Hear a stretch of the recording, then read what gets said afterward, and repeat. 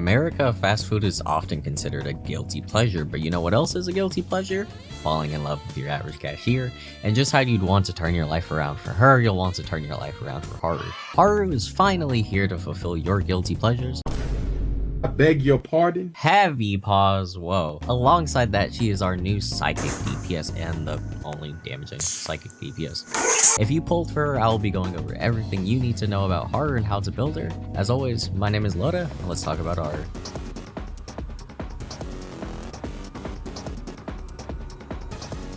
As you're watching this video, I want you all to know that I make all of these guides with everyone in mind, but this is a very special guide. I want to make sure that all 15 Haru mains out there are having a good time. After all, I get it. I too like the closeted sadistic sugar girl niche, but first you're probably going to want to know what she actually does. To put it simply, she's an amazing AOE side DPS that has high damage and good self buffs with a lot of future potential, as her perfect team is yet to be done. Nice. Haru's first skill is a multi-hitting side move that has a 97% chance to inflict the main target with her debuff called Sight, as well as a 54% chance to inflict adjacent targets with Sight. Haru obtains a buff called Thermal Customization, which we'll go over in a little bit. As for her skill 3, however, it deals 110% side damage to all enemies, and it increases skill crit rate by 19% when attacking enemies with her Sight debuff. That's a lot of damage! Which should always be active unless you lost your 54% chance to proc it, just like you lost your 50-50 to Morgana. Her second skill is a single target hitting gun move that'll increase its penetration by 19.5% when hitting an enemy with Sight. But to be honest, it's so mediocre at best that it's not even worth talking about, so let's just go ahead and move that over here. Her ultimate, however, deals 206% attack as side damage to all enemies, and Haru will gain Overload Customization if her customization buff is not full or she hasn't already received the Overload buff. If she has received Overload already, then her ultimate will be increased by 15% damage. And lastly, her gun skill deals 55% side damage, but based on the amount of customization stack that she has on herself, it will increase its own damage by 20%, 40%, and 50% for up to 3 stacks of customization. Additionally, however, when Haru has no less than 2 stacks, she will receive a 25% attack buff, then remove all of her stacks. So you've heard about her skills, but what about her passives? Haru's passives are pretty interesting, honestly, as her passives make up about 90% of her kit, and half the reason this video took 2 weeks to make. Haru's a weird character in the sense that she has a stat heavily scaling most of her kit. Her first passive is called Launch, which increases her attack based on her effect hit rate and caps out at a maximum of 165%. That's already pretty good, but there's more. I'm not finished. Her launch passive also increases her crit damage by increments of 20, capping out at 60 when fulfilling certain EHR goals. Yes, sir!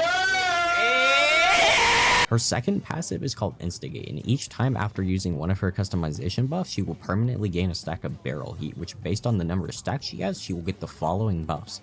At 1 stack, she receives an EHR and Effect Res buff. At 2 stacks, she increases her own attack and defense by 18%, and at 3 stacks, she will increase her crit damage by, you guessed it, 18%. So we know about most of her kit, but there's still some secret sauce in it, and that is her customization buff that we mentioned at the start of the segment. So let's go ahead and get into that. Thermal Customization. When Haru uses her gun on enemies with the Sight debuff, it increases skill damage by 29% and removes all Sight after this proc. Piercing Customization deals an additional hit of 39% attack as side damage to the main target. And Spreading Customization does what Piercing does, but only slightly weaker, and instead deals damage on an AOE scale instead of a single target scale. So I highly recommend Spreading over Customization just because of her kit being so AOE focused regardless. Piercing and Spreading Customization can both trigger the damage boosting effect to Thermal, allowing you to stack her customization buffs, then let out a big gun attack to deal massive damage. And lastly, Your mom's a hoe! Overload Customization, which increases her crit rate by 15.4% when using her gun. These 4 customization buffs scale on each of her moves. Thermal scales on her skill 1, Piercing on her skill 2, and Spreading on her skill 3, and Overload scales on her ultimate. Haru's entire rotation revolves around starting off with her skill 1 to obtain Thermal Customization, using skill 3 to obtain Spreading Customization, then using her gun skill to proc the effects of both customizations, then ulting whenever is possible. So as far as skill priority goes, I want you guys to upgrade skill 3, skill 1, alt, and then upgrade skill 2 whenever needed.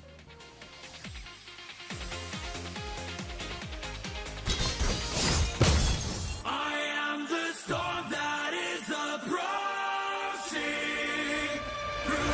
So yeah. I'm gay.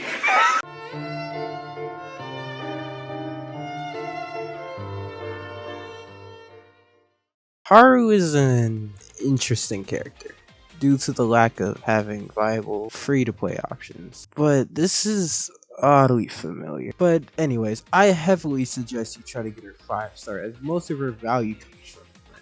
This weapon is called Holy Hive. It increases her effect hit rate or EHR by 36% and up to 69% if you're duping it out. When attacking enemies with sight, Holy Hive will increase her psychic damage by 19%, as well as gaining a customization stack and increases Haru's attack by 27% for one turn. Unfortunately, most people can't afford to max super weapon. And there's only one of 3 reasons that anyone on this planet would ever be poor. You're either lazy, you are arrogant, or you are stupid. Now, we'll start with lazy. But fortunately, there's another weapon for free-to-play players. Her 4-star is called Gilgamesh Axe. It increases attack by 12% to 24%.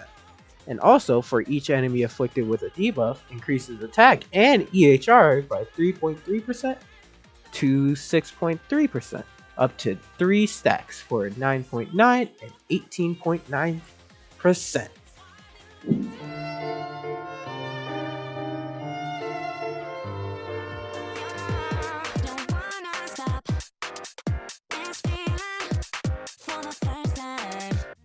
Thankfully for Haru, her gear set is pretty easy since Futaba just came out 2 versions ago and you've most likely been farming the Navigator dungeon.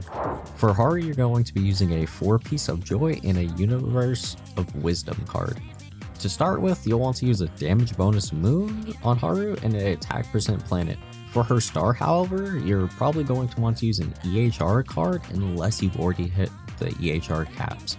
Unluckily for you, however, her substats won't be as easy to fulfill due to her kit requiring a heavy amount of EHR. Basically, in simple terms, you want her to be on Raiden's Shogun levels of effect hit rate.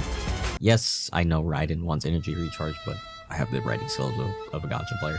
As a free-to-play, you can look forward to trying to obtain her first breakpoint, which is 140 EHR. If you aren't pulling for her weapon and you don't have Summer Moko, then make sure you're using an EHR star card, as the main goal is just to ensure that her sight debuff is landing consistently and not missing, just like most of the jokes in this video. Boy, ain't no fucking way, boy. Boy, ain't no way, boy. Shut the fuck up, nigga. For once, right now, today. If you do have Smoko, however, you can use a crit damage star card as long as you're hitting the 140 EHR in other places. Your substat priority for her will be EHR, crit rate, crit damage, and lastly damage bonus. Everything else is alright, but we both know that's not going to stop you from rolling defense. Embarrassing. Embarrassing.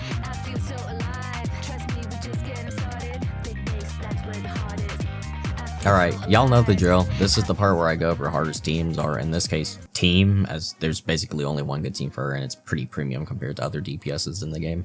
Haru's best team features all limited units, so unless you've been pulling heavy the last few versions, you might be missing one. Her first teammate is Court, who's just a very strong damage buffer overall, if not the best damage buffer in the game. But not only that, she allows you to highlight spam, which will basically keep full uptime on Haru's overload customization. As for her second teammate, Summer Moko is the Haru supporter. Moko's skill 2 allows her to give Haru 58% EHR, making that 140 EHR breakpoint we mentioned way earlier easy to hit, making Haru hit even harder.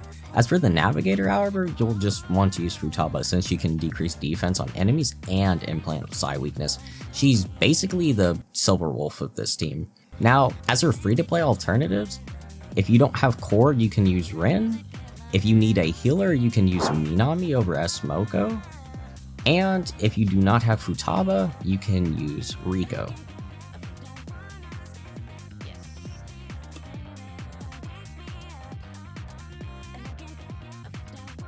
Welcome to the Money God.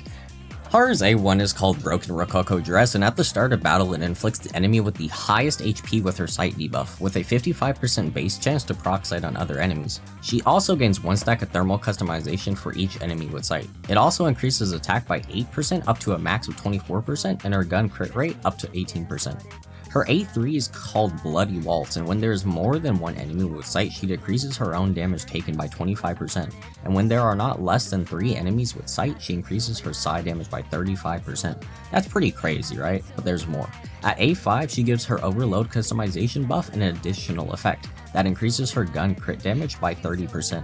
And last but not least, at A6, when Noir has no less than 2 customization buffs, her gun evolves into an ability called Parting Gift, and all of her customization buffs obtain a new effect. Thermal customization will additionally decrease enemies' effect res by 27% after using guns for 2 turns.